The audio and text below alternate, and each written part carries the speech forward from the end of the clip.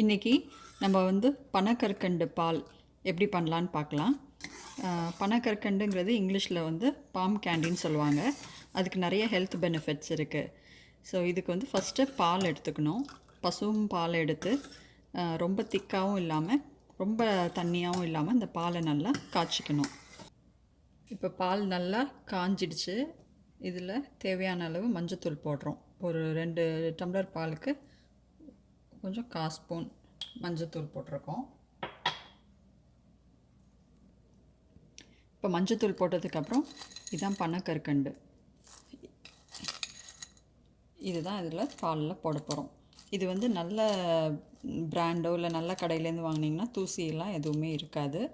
So நீங்கள் இதை ready to யூஸாக அப்படியே யூஸ் பண்ணிக்கலாம். இது உங்கள் இனிப்புக்கு தக்க தேவை மாதிரி இதை போட்டுக்கோங்க.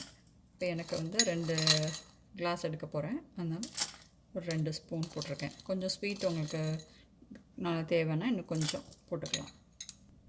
இப்போது இறக்க போகிற சமயத்தில் கொஞ்சம் மிளகு தூள் பண்ணி போட்டுக்க போகிறோம்.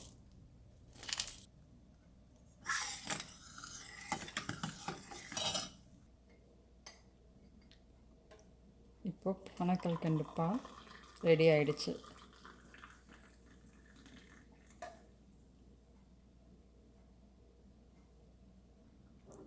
இது நல்லா மழை காலத்தில் குடித்தா நல்லது. சளி பிடிக்காமல் இருக்கிறதுக்கும் முன்னாடியிலேருந்தே குடிக்கலாம் இதை. அப்புறம் நான் முன்னாடி சொன்ன மாதிரி காஃப் இருந்தாலும் இது ரொம்ப நல்லது. டெய்லி நைட்டு படுக்க போகும்போது இதை குடிச்சிட்டு படுக்கலாம். இது எல்லோரும் மோஸ்ட்லி வீட்டில் பண்ணுற இது தான். பட் சப்போஸ் யாராவது ஹையர் ஸ்டடீஸ் இல்லை தனியாக ஒர்க் பண்ணிகிட்ருக்காங்க அப்படின்னா அவங்களுக்கு தெரியாது. அவங்க இதெல்லாம் ஈஸியாக ட்ரை பண்ணி பார்க்கலாம்.